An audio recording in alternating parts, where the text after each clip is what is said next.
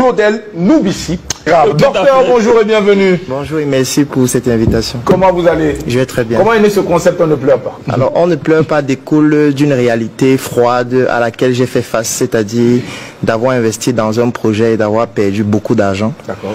Et parfois on se demande pourquoi on s'est lancé, mais on se rappelle qu'on ne pleure pas et on doit être résilient. Voilà. Est-ce que c'est facile? Non, vous le dites parce comme que ça. c'est parce que ce n'est pas facile qu'on a envie de pleurer. Oui, mais non, en fait, on ne s'est pas compris. Oui. Est-ce que c'est facile de ne pas pleurer? Alors, si vous estimez que c'est difficile, il faut laisser ceux qui peuvent le faire. Parce que personne ne vous a envoyé le faire. Ah ouais. Donc je veux dire, c'est chacun qui se lève lui-même et décide de lancer son projet. Comme je dis toujours, la flamme qui perdure le plus est celle qui s'allume de l'intérieur. Donc on peut vous motiver à faire quelque chose, mais si au fond de vous, ça ne s'allume pas, ça ne fonctionne pas. Donc tout doit partir de l'intérieur. Oui, et si ça part de l'intérieur et c'est difficile, vous devez être résilient, vous ne devez pas pleurer. D'accord, vous ne devez pas pleurer. Est-ce qu'Ali Vérité, toi en tant qu'entrepreneur, puisque tu l'es aussi, est-ce que tu partages l'avis de docteur? Je suis d'accord. Ah ouais? Ouais, on ne doit pas pleurer. Mais il y a eu des mois où tu as pleuré? Non, non, pas du tout. On ne peut pas pleurer.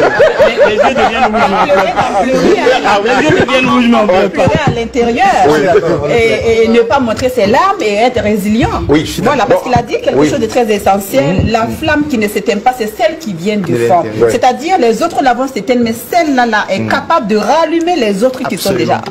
L'Afrique, c'est un pays. D'accord. Pourquoi l'Afrique c'est un pays? C'est parce que les autres ont voulu nous faire croire que nous sommes burkinabés, congolais, tchadiens. Alors qu'en réalité, nous avons un très beau pays qui s'appelle l'Afrique, qui fait plus de 30 millions de kilomètres carrés et qui est riche d'une diversité exceptionnelle, qui nécessite qu'on se mette ensemble pour pouvoir bénéficier de notre originalité, burkinabé, camerounais, tchadiens, etc. Parce qu'on perd beaucoup à croire que nous sommes camerounais, congolais, ainsi de suite. Donc je ne loupe jamais une occasion de rencontrer d'autres Africains et de partager avec eux mes minuscules expériences et bénéficier aussi du savoir-faire des autres pour pouvoir progresser et permettre aux autres de progresser de mes expériences. La dernière fois que vous avez eu envie de pleurer, que vous avez refusé de pleurer, ça remonte à quand, docteur? Ça remonte à tout à l'heure. Oui. Parce que quand on est un entrepreneur, sur 100 nouvelles qu'on reçoit, 99 sont mauvaises. Donc du coup, on a toujours envie de pleurer à chaque instant. Ouais. Donc, mais quand on se rappelle qu'on ne pleure pas, on se dit juste qu'il faut trouver une solution. On ne pleure pas. Puisqu'aucune pleure ne peut résoudre le problème. Je ne pense pas que le fait de pleurer vous permet de sortir de la misère.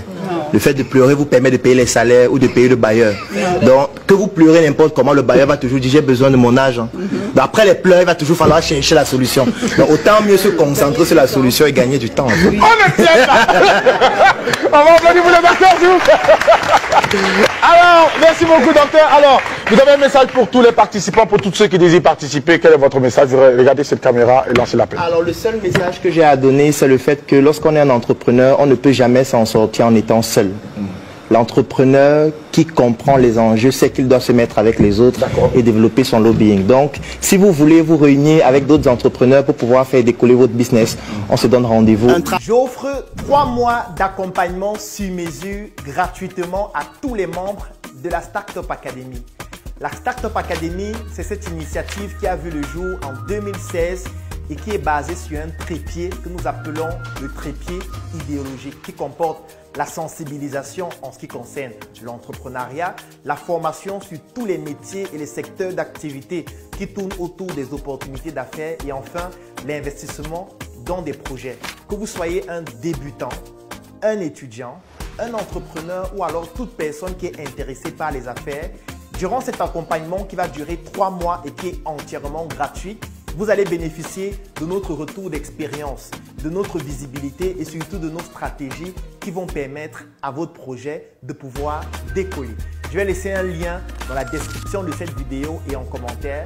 Vous cliquez dessus, vous remplissez le formulaire pour pouvoir bénéficier en exclusivité de cet accompagnement gratuit sur mesure par rapport à votre activité qui va durer 3 mois. Rendez-vous à la Startup Academy.